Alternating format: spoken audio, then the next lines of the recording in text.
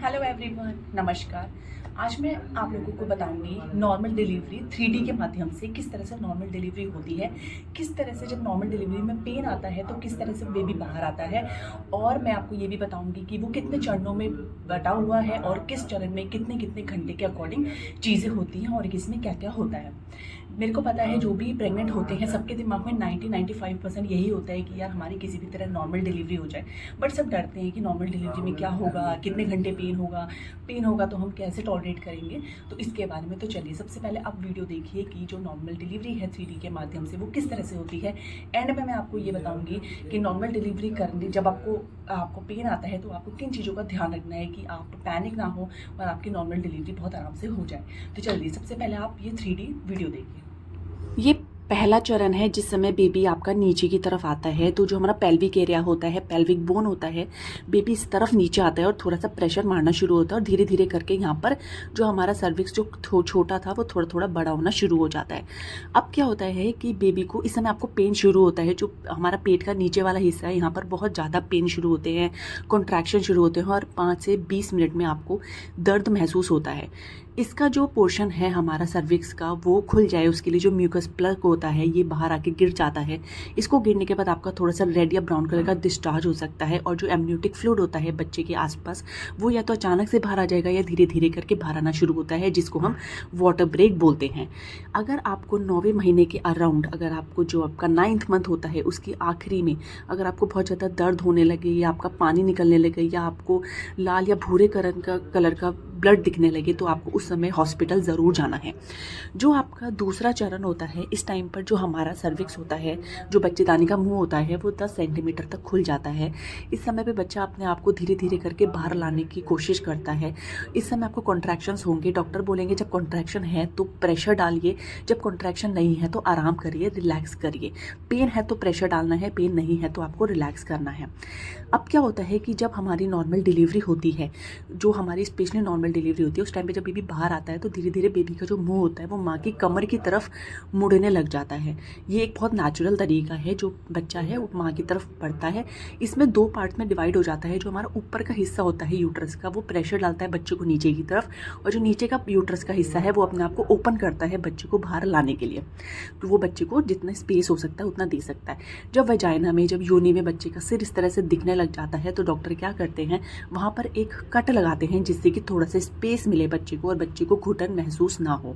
तो डॉक्टर वहाँ पर थोड़ा सा एक चीरा लगाते हैं, थोड़ा सा स्पेस लगाते हैं जिससे कि बच्चा आराम से इजीली बाहर आ जाए। जब बच्चा बाहर आएगा तो उसके सर का आकार थोड़ा लंबा होगा, बट टेंशन लेने की बात नहीं है।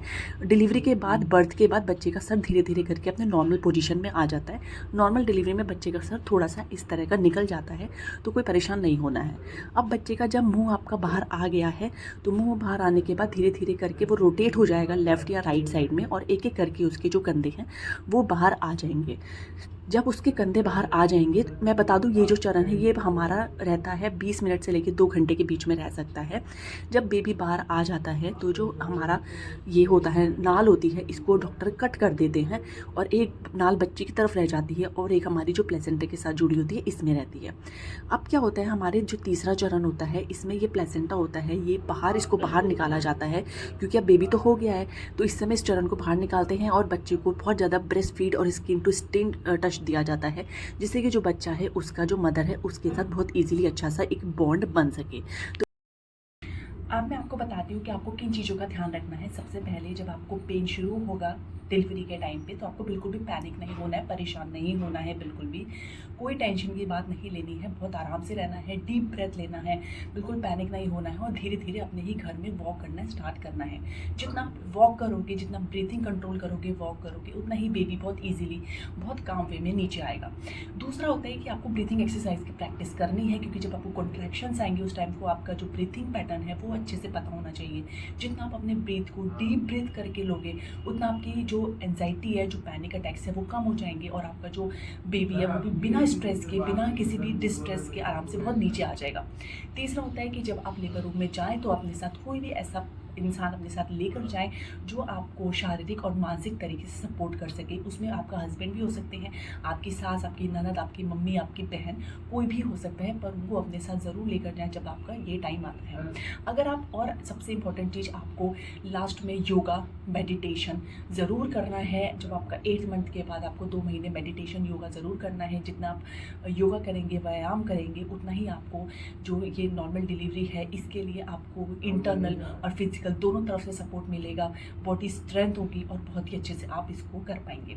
अगर ये चीज़ें आप फॉलो करते हैं तो मैं बोलती हूँ आपकी नॉर्मल डिलीवरी होने में कोई भी प्रॉब्लम नहीं है, अगर कोई मेडिकल कंडीशन आपके साथ नहीं जुड़ा हुआ है तो। क्योंकि मोस्ट ऑफ द केसेस में आज के टाइम में नॉर्मल डिलीवरी नहीं होती है, सिजेरियन होती है, क्योंकि लोग नॉर्मल डिलीवरी के पेन की वजह से सिजेरियन ऑप्ट कर लेते हैं कि वो पेन नहीं लेना चाहते। तो अगर आप ये सारी चीज़ें फॉलो करेंगे तो बहुत ईजिली आपकी नॉर्मल डिलीवरी हो जाएगी।